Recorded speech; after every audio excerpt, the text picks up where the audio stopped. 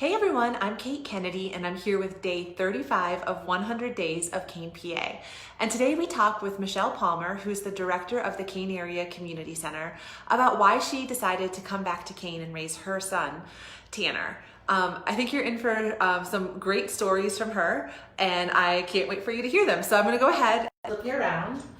We're gonna walk in to the community center. If you remember this from when Dave Carlson was talking.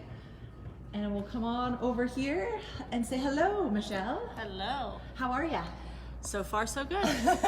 Hey, thank you so much for taking time today to talk with us about your stories and memories of Kane. And I'm really looking forward to spending some time with you. Well, thanks for coming in.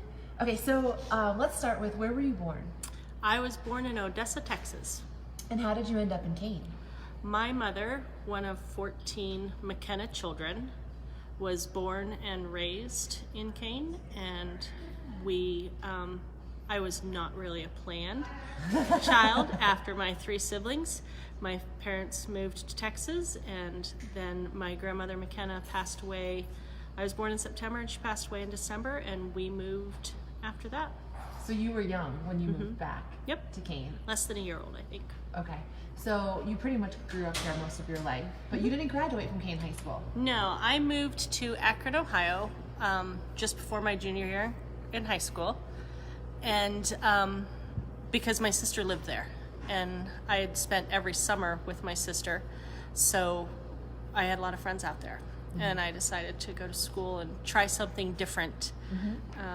I graduated from Akron East, and then I started college at Akron University, and then I moved back to Kane because I wasn't the best of college students, and my mom said it's time to straighten your butt up, get a job and figure out what I was going to do. Okay, so what year was that then? That was, I came back home in 90. Okay, so 1990, that was after your first semester at college?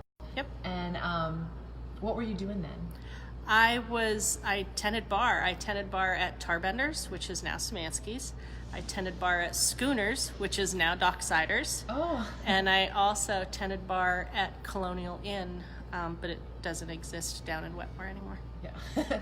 So everywhere that you had tended bar is now gone. Yep. And well, not gone. 2 of them have changed names and changed owners, but they're still around. Yeah.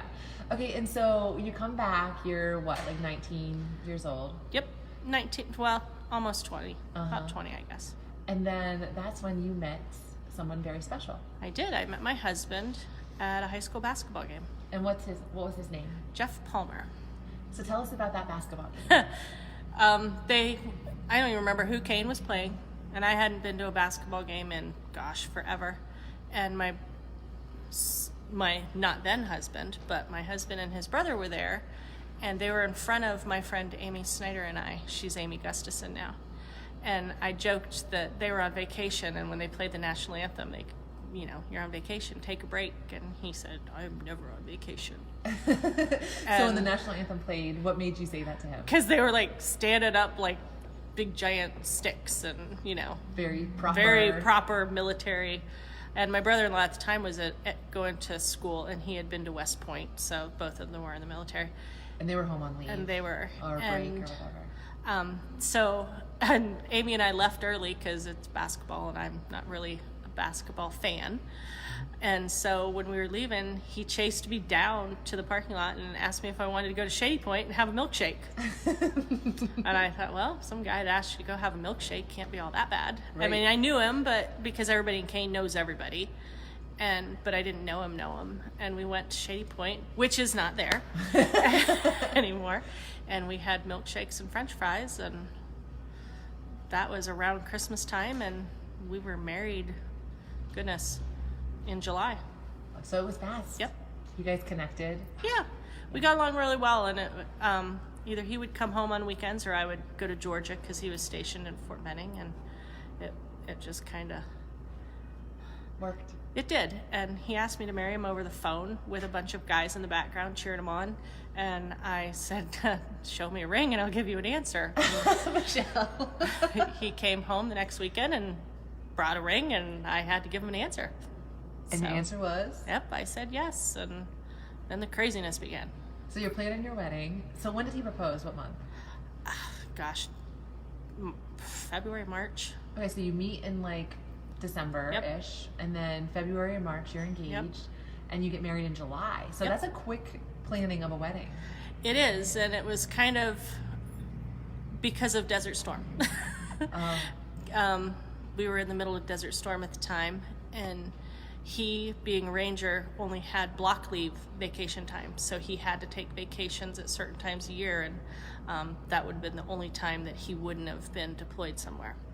So we've decided, well, do it in July, not do it in the middle of winter, because we know planning weddings in Kane in the middle of winter is not the easiest or safest thing to do. So we planned a wedding, and his mom and my mom and everybody got on board, and in July we were married.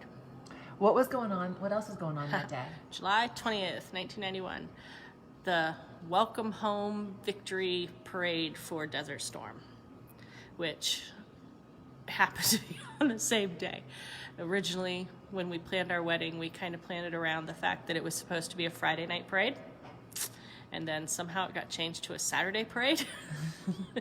And during my wedding vows, you can hear the Kane Fire Department fire sirens going off on the top of the hill up above St. Callistus. And yeah, there was a parade going on during my wedding. And so when we left the church, we crashed the parade. How in the world did you do that? We took the limousine down by Quickfill across from Jack Bell's, and the fire police were blocking traffic, and we were like, nope, this is our wedding day, we're going to the parade, and we crashed the parade.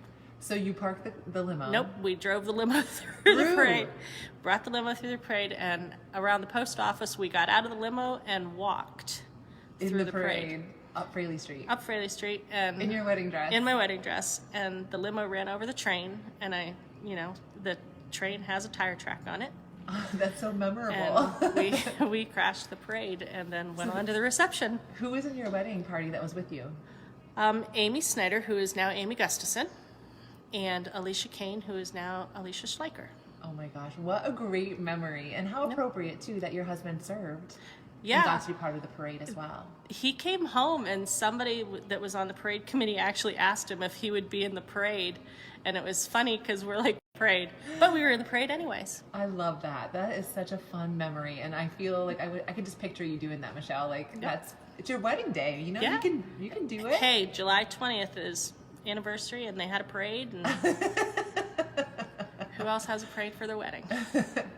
All right, so you were in Kane then. Mm-hmm. Your husband was stationed in Fort Benning, Georgia. We lived in Fort Benning. Mm-hmm. And then after he was killed, then I moved back to Kane for a while. And then I started traveling. And I ended up in West Virginia. And I ended up in Arizona. And I had my son in Arizona. And then we decided to move back because all of our family was here, and this is a great place to raise kids. So basically you came back to Kane to raise your son. Yep. Your family was here. You knew what Kane was like as a kid. Yep. It's a safe place. It's like we were talking earlier, there's not a whole lot of places you can let your 8-year-old or 9-year-old go to the park on their own.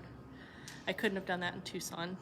I couldn't have let the kid run around town and me not know where he is all day long and feel safe in a city. But here, all of our kids hung out at the Enchanted Playground or at Evergreen Park, or one of the schools doing something, or one of the ball fields playing something. And there's a group of them that hung out together, right? Your son had a group of friends. Yep, we had about 10 good friends, and all of the boys are still good friends, even though they're all over the place now with college and being in the service and things like that. But we used to joke with the boys that you didn't have one mom, you have 10. And we will all beat your butts if you're not going to behave and we hear bad things. But, and that's kind of like your unspoken with the other mom friends, was like, hey, if you see him doing something. Yep. I remember one time I got a phone call and I was here at work, and a mom said, the boys are down at the park and there's some language. And I went screaming down there and pulled up, and they were like, how do you know? Well, it's Kane. Yeah. All moms know everything. We're all magic that way. Yes. Yeah. And it kind of carries over to what you're doing today. Like now Yep. you're the director of the Kane Area Community Center, and Yep. like one of the moms, I would say, that really is involved in so many kids' lives in that same way. I joke with the kids when they're misbehaving. I'm like, I will call your mom, and if you don't think I know your mom, I know your grandma. And we've not had that many problems up here in 13 years. Yeah. But because we are a village. It takes a village, and that's one of the great things about being in Kane. It takes a village to raise the family, and we have a great village. And Kane is known to circle wagons when needed and hold it in. Yeah. Yeah. So when did you start here as director? 2006. 2006, you started as the Kane Area Community Center director. Executive director. Executive director. Big title I get to play all day. And what are some of the things that you love about being here? Like any stories or memories or things that you want to share about being in your position here? We've added so many things over the years. It started out, it was basically a fitness center, a computer lab, and an after-school program. And we've just expanded so many things. We've added so many things. We have more groups coming into the center. It's more of a community hub than just a standalone building that only a few people would utilize. Now, last night we had Conservation District was here for a meeting. And so there was, dozen or so, I don't know how many people were in the conference room having a meeting. We've had meet the candidates. We've had, different senior expos and birthday parties that we rent the center for on weekends. We have all kinds of things that go on. We have pancake parties And the thing I love is that you never know what age you're going to run into here. There's people of all ages that use it for various things to gather. Yep. We have anywhere from, 4 years old to 100 years old. Mm-hmm. We have a group of ladies that come in at the crack of dawn to walk and do Richard Simmons and do Tai Chi. And now we have Tornado Cheerleaders are here because they have had to find a new place to practice. So now we have cheerleaders. I think there were 40 little girls in here the other day. And so, we have blood drives. At the same time, we have cheerleading practice. Yeah. We have a Care for Kane the same day we have a service expo. Yeah. So we have, everything goes on here. Yeah, it really is a hub for the community. It's a community center. I'm dressed in big girl clothes today, but most of the time you'll find me in jeans or shorts and a t-shirt because my job is I get to play all day. Awesome. I don't have to, dress up in business clothes, which is awesome, and that's why I took the job, so I could go to baseball games and I wouldn't miss a football game. And because your son was involved in sports. Mm-hmm. Yep. Yeah, and I know today's a little bit quiet in here because the kids are outside playing because it's a gorgeous day in Kane. And you were saying earlier that you drove by I drove by the Evergreen Park, and there were like 30 kids at 9 o'clock this morning at the Enchanted Playground, and that was a good sign. Yeah. Good sign that it's going to be a nice day. And we do have, kids will start coming in here around lunchtime, and they hang out. We have air conditioning, so when the sun hits, they're ready to cool off and come up here and have a snack or lunch or something. And it's nice to know there's a place to go. And your son, you were saying, spent a lot of time at the playground. Yes. We used to, growing up, we were always there. And here's another funny story I didn't tell you. When I was 6, I ran away. Oh. And I ran away to the playground. And I remember the whole town was looking for me. My neighbor across the street's grandson, Dave McLean, we ran away. And we ran away to the playground because nobody would take us. And we hid in the playground, and we saw the police and everybody looking for us, but we just didn't come out. And growing up here, Kane Players had plays in the playground. They had the Tortoise and the Hare, and things were always going on down at the park. I ice skated in the wintertime down at the park. And my son, we found where the bridge is in the park. It used to have a stream, and it doesn't have a stream anymore, but there's a whole giant group of rhododendrons, and in the middle of the rhododendrons is a clearing.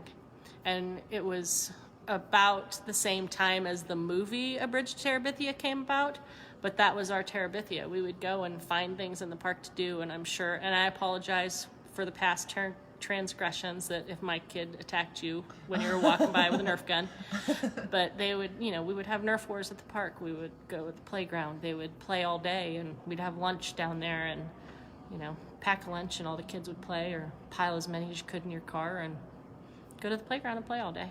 So you don't regret your decision to move home to raise him? Not at all. Not at all. Yeah, we don't have big giant museums, but we can drive to one. Mm-hmm. We can go to a zoo. There's a zoo in Erie, there's a zoo in Pittsburgh. We can drive to something. Talking to the girls this morning that work out, we don't have a zoo, but we can go out to Dietrich's farm and see the baby cows. Yeah. We can do different things. It's, there's lots to do with your kids. And it always gets me irritated when people say there's nothing to do. And I'm like, oh, good Lord, if you'd have seen my life growing up with, my son, it was KRCC T-ball, and then it was soccer, and then it was Little League, and then it was football, and then it was basketball. And there's so much to do. We have all the, we have the community vacation Bible schools in the summer. We have, different activities. There's scouting. This is a great place to raise a family. Yeah. It doesn't cost a lot to do all the things that I just mentioned. And there's always stuff to do. You can go to the park all day long. Yeah. Do fun things. There's a lot of great things to do with kids around here. And like I said, if you want to go pet a animal like you're going to do at Erie Zoo, and go out to Dietrich's, they'll show you a baby cow. And yeah, it's right there. It's right here. And in my backyard, I have deer. I live on Park Avenue, and I have deer in my backyard. Yeah, that's amazing. There's so much wildlife around here. Mm-hmm. Foxes, coyotes. Yep, and nobody's allowed to hunt in town, so yes, I feed the deer. So how old's Tanner now? Tanner is 21. And what's he up to?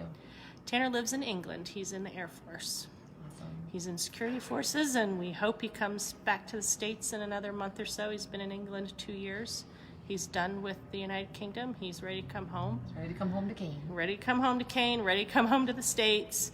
And then he'll be in D.C. and hopefully working for the president. That's awesome. Michelle, you must be so proud. I am. During election year, watch TV. You'll see him. Oh my gosh, awesome. Well, hey, thank you so much. Is there anything else that you want to share before we wrap up for today? Nope. I just hope lots of people come check out Kane. Yeah. We are growing, but we stay the same. Yeah, the same values, right? Yep. We don't do change very well in Kane, but that's okay, because yes, we have cable and we have internet, and we have a great main street that's, in this whole new modernized revolution that they're doing.